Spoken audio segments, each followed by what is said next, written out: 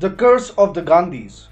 It's real. There is no doubt about it. How else can successive generations be greater disasters than the ones which preceded them? Surely something must be wrong. How can one thing that a person is most proud of become the biggest curse for them? A person's surname is the person's pride. It is the person's identity. Coming with a loaded surname in India can give people an automatic social upliftment. This is best exhibited by the Gandhis of the Congress party. Just look at the Gandhi family. Congress takes pride in the surname Gandhi, but this surname has become a headache for the grand old party. From Mohandas Karamchand Gandhi to Indira Gandhi to her son Rajiv Gandhi and his wife Sonia, to their children Rahul Gandhi and Priyanka, the Gandhi surname has ruined them all. Hi and welcome. You're watching TFI English, the national socio-political analysis arm of the TFI Media Group. I am your host Piyush, and in this video I will tell you all you need to know about the curse of the Gandhi surname. Let's begin. Such is the baggage that the Gandhis have to carry, that even those who seemingly broke away from the family and rebelled against it but refused to give up the besmirched surname are today counting their final days in mainstream politics. We're talking about the likes of Maneka Gandhi and her son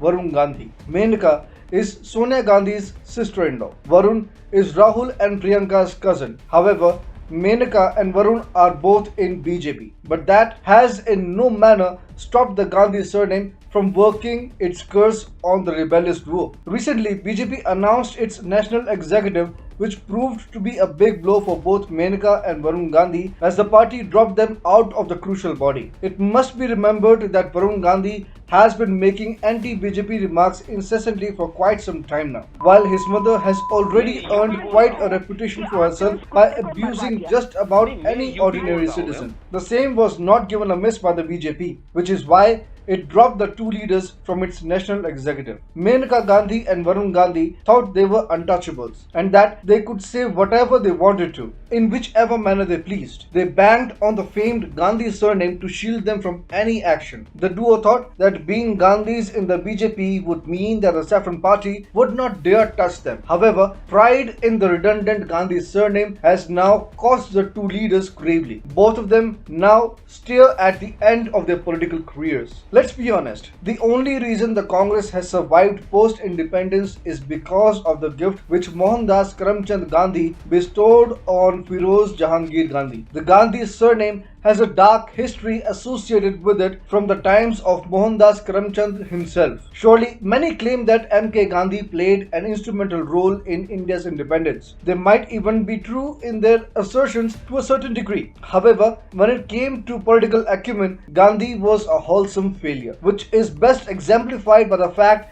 that he agreed to the partition of India only to gift Jinnah and Nehru with personal kingdoms for themselves. The Gandhi surname has also been besmirched by allegations of the Mahatma engaging in adultery and blatant womanizing. However, all of his misdeeds were unmasked by his name, the Mahatma he was called, and the Congress royal family has been milking his name ever since. But they have not been noticing that Gandhi's surname has been ruining them slowly and steadily. Indira Gandhi, who happens to be a non-Gandhi daughter by the way of Jawaharlal Nehru, inherited the Gandhi title from her husband Firoz Gandhi, and things have been going south ever since. Indira Gandhi broke the Indian economy. She nationalized everything under the sun. Indira followed a hardcore socialist policy whose impact, frankly, India is still recovering from. Many claim that she broke Pakistan into two halves, which is an absurd lie. Indira had no choice but to go for an all-out war with Pakistan for the sake of India's survival back then. It was the armed forces of India alone that broke Pakistan. What Indira certainly did, however,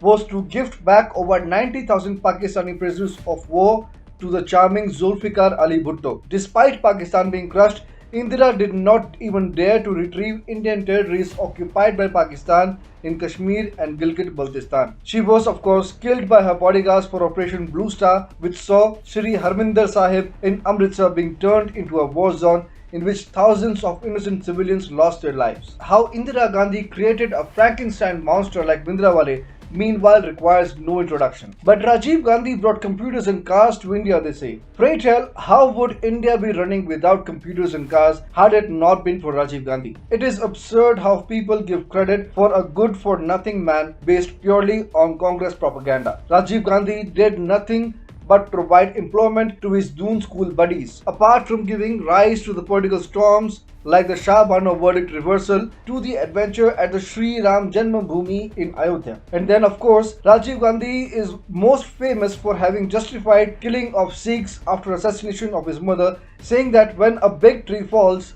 the earth shakes. Rajiv Gandhi too was killed in an assassination carried out by Tamil extremist group the LTTE. Rajiv Gandhi's wife, Antonia Maino, better known as Sonia Gandhi, won some elections for the Congress party but was never really accepted as an Indian leader owing to her Italian lineage. The Gandhi surname could take her only as far as leading a shadow government between 2004 and 2014 when Dr. Manmohan Singh was Prime Minister. Do we really need to talk about Rahul Gandhi and Priyanka Gandhi? They are both disasters in their own right. They are living example of how the Gandhi surname has ceased to be a status uplifter and is instead beginning to drag them down. Rahul Gandhi is considered insignificant in India today, while his sister Priyanka Gandhi Vadra has proven to be a failure in politics despite all the tall claims of her being the Congress savior. All in all, as long as the Gandhis remain in control of the Congress, the grand old party will keep running itself deep into the ground.